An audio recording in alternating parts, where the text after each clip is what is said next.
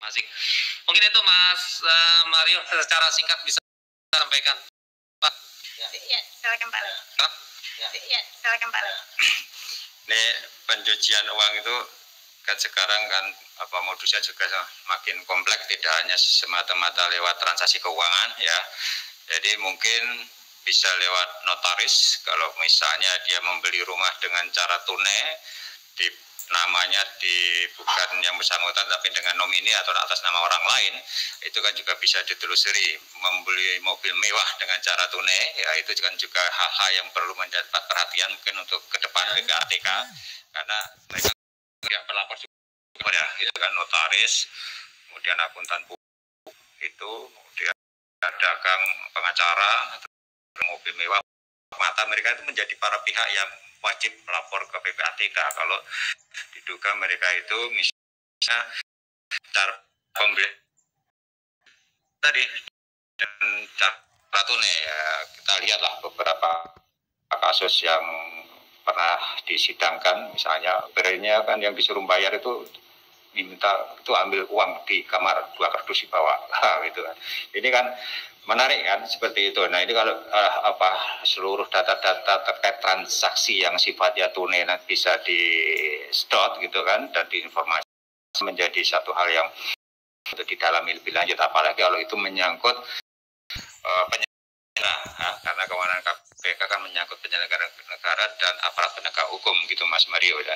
Dan ya dari sisi kami di KPK, kami terus akan meningkatkan upaya-upaya pemberantasan korupsi itu juga lewat dengan tindak pidana pencucian uang. Nah, ini yang oleh masyarakat kan masih dilihat masih minim perkara TPPU yang diangkat oleh KPK.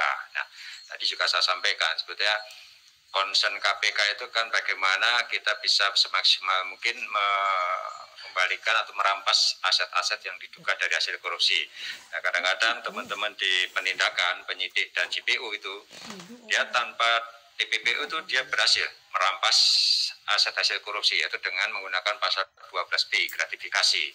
Meskipun di dalam penyidikan jelas di sana fakta-fakta ada TPPU, misalnya di rumahnya itu di atas namakan orang lain, ya itu kan udah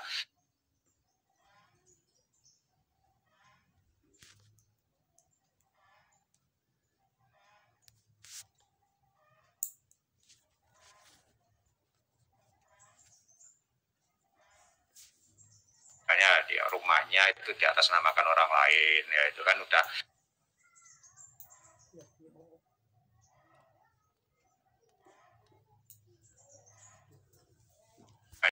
rumahnya namakan orang lain, udah ya Pak itu terhadap TPP di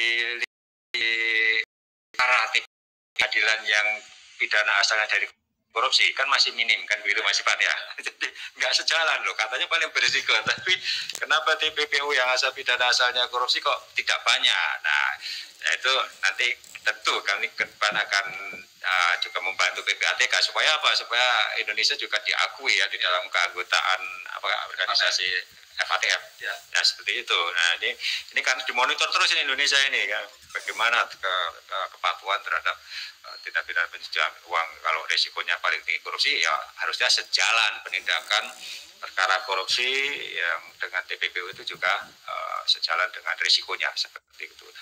Saya kira itu Mas Wario beberapa hal yang tadi kami bicarakan, dan tentu saja kami berharap koordinasi KPK dan PPATK itu menjadi lebih baik dan lebih kuat ke depan.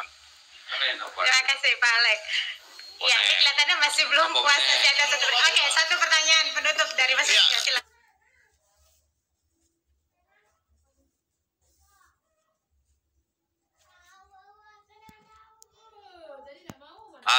Informasi akan makin berbandingkan dengan era sebelumnya.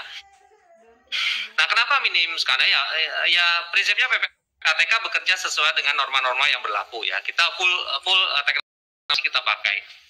Nah, pengawasan di dalam juga kita TK. Satu ibaratnya tuh jelas monitor. Ya, artinya dari duet maut ini apa yang paling besar? Apa besar dihasilkan dari duet maut ini? Misalkan dalam kasus apa atau apa yang pernah dilakukan dari data-data itu mengembalikan uang negara dan kemudian itu yang paling besar dalam kasus apa, Pak? Silakan Pak Ipan yang pernah menyampaikan atau mengetahui informasi terkait itu dan Pak Alek. Terima kasih. Ya, kalau paling besar, saya pikir banyak sekali ya kepala daerah yang paling banyak ya dari sisi kalau kami itu kasus yang terkait dengan kepala daerah ya itu nanti beliau akan sebutkan lah. Itu banyak sekali Mas. Recovery rate-nya bagus, aset recovery-nya bagus ya. Pak Alex? Ya, kalau dari pengalaman saya jadi hakim maupun jadi komisioner itu perkara Akil Mukhtar itu kan juga ada laporan dari PPATK sehingga kita bisa merampas uang berapa 100 miliar lebih yang ada di rekeningnya, termasuk itu tadi berasal dari mana saja ya kan, dari mana saja. Akhirnya kita juga bisa menjerat para kepala daerah yang kemudian terbukti menyuap ketika berperkara di MK waktu itu. Kemudian perkaranya siapa, Fuad Amin ya, Nasarudin, dan rata-rata betul yang disampaikan Pak Ivan tadi, kepala daerah yang kemudian kita naikkan ke TPPU-nya juga, itu informasi itu juga sebagian berasal dari PPATK. Kita minta dari PPATK untuk melakukan analisis terhadap rekening dan rekening bank para tersangka itu. Kemudian itu tadi akhirnya berkembang menjadi kadang-kadang mungkin pada satu OTT itu tadi hanya berapa ratus juta, tetapi begitu kita kembangkan ternyata puluhan miliar kan seperti itu. Nah itu berkat kerjasama dan kolaborasi antara KPK dengan PPATK. Saya kira itu Mas Mario. Baik, Oke. terima kasih Pak Alex. Ya, saya kira cukup ya teman-teman. Terima kasih untuk kehadirannya. Bagi KPK, pertemuan ini menjadi momen yang strategis untuk terus memperkuat kerjasama antara KPK dengan PPATK di dalam pemberantasan korupsi dan tindak pidana pencucian uang. Sekali lagi, terima kasih untuk narasumber saya, Pak Alex, Pak Ivan. Teman-teman jurnalis, saya tutup. Wassalamualaikum warahmatullahi wabarakatuh.